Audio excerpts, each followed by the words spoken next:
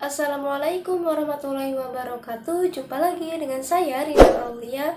Bagaimana kabar teman-teman semua hari ini? Semoga selalu dalam lindungan Allah Subhanahu wa taala. Di video kali ini saya akan menjawab pertanyaan-pertanyaan seputar fikih dari teman-teman. Jangan lupa tonton terus sampai akhir ya. Untuk pertanyaan yang pertama yaitu, Kak, apa sih perbedaan haid sama istihadah? Haid yaitu darah yang keluar pada masa wanita yang sudah mencapai umur 9 tahun atau lebih, yang keluar dari farjinya wanita dalam kondisi yang sehat, tidak sakit, dan darahnya itu juga berwarna merah kehitaman. Masa haid yang paling sedikit yaitu sehari semalam, kira-kiranya itu 24 jam, dan yang paling lama itu 15 hari 15 malam. Tapi kalau misalkan lebih dari 15 hari, itu namanya bukan darah haid, melainkan darah istihadah. Sedangkan masa haid yang sudah menjadi kebiasaan pada wanita, yaitu 6 hari atau 7 harian. Jadi masa sucinya itu dihitung secara umumnya masa haid. Kalau masa haidnya 6 hari, berarti masa sucinya itu 24 hari. Dan kalau misalkan masa haidnya itu 7 hari, berarti masa sucinya itu 23 hari. Nah, jadi untuk haid itu tidak diperbolehkan untuk melaksanakan ibadah. Berbeda ya dengan istihadah.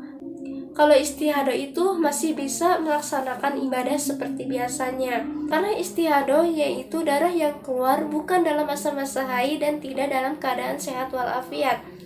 Makanya istihadah disebutnya itu darah penyakit.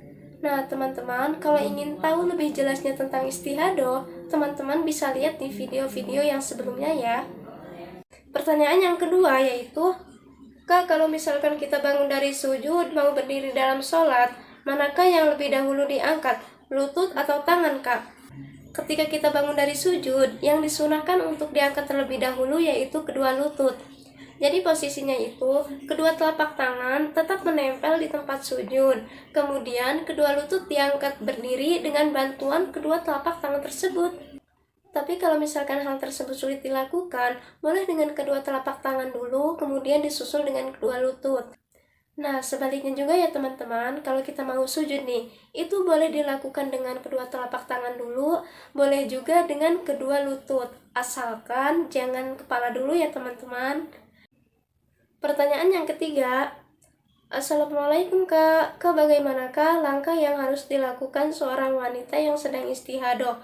Cukup membersihkan darahnya, kemudian berwudu, atau harus mandi karena hadas besar setiap kali mau sholat? Jadi wanita yang sedang istihadah tidak perlu mandi sebelum melakukan sholat.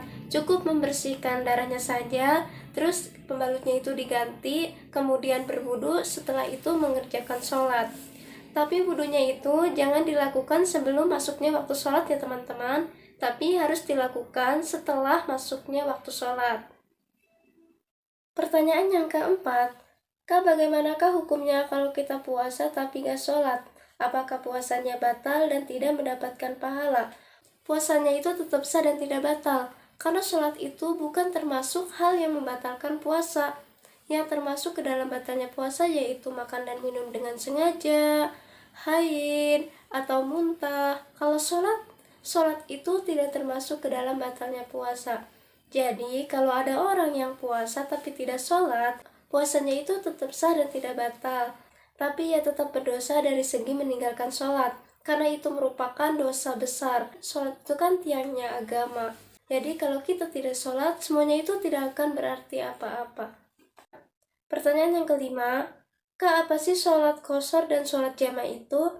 Kalau qashar itu meringkas, jadi meringkas jumlah 4 rakaat menjadi 2 rakaat.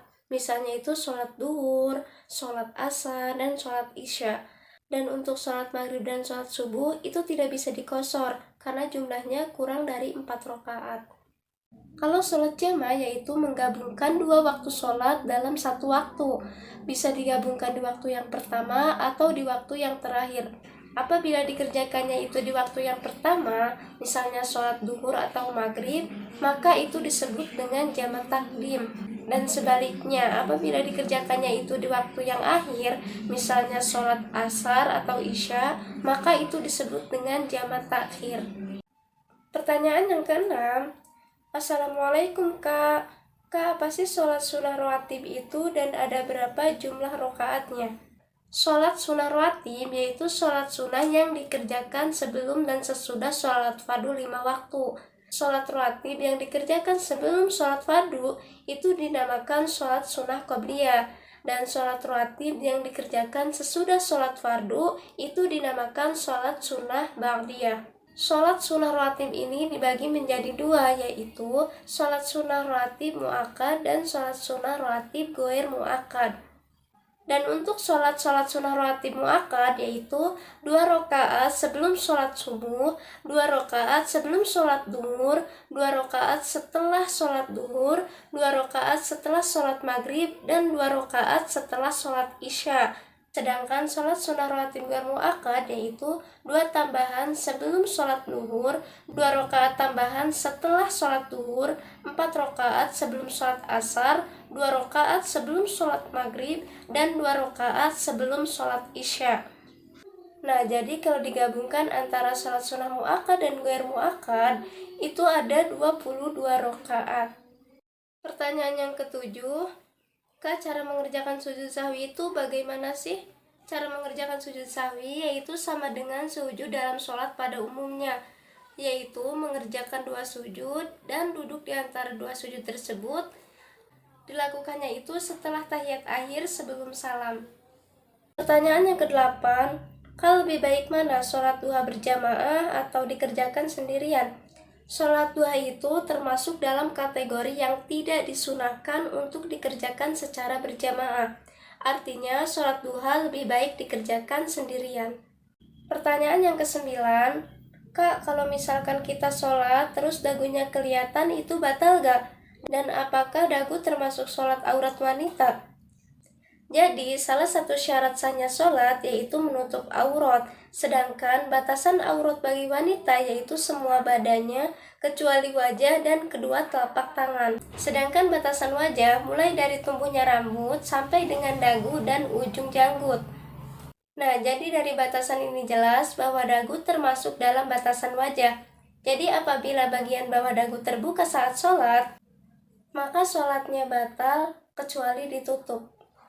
Dan untuk pertanyaan yang terakhir yaitu, Kak, kalau kita mau puasa sunnah tapi masih punya kodoan, itu mana yang lebih diutamakan, Kak?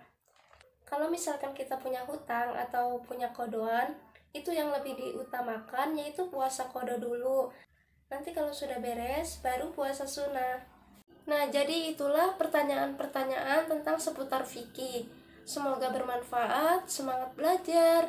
Wassalamualaikum warahmatullahi wabarakatuh.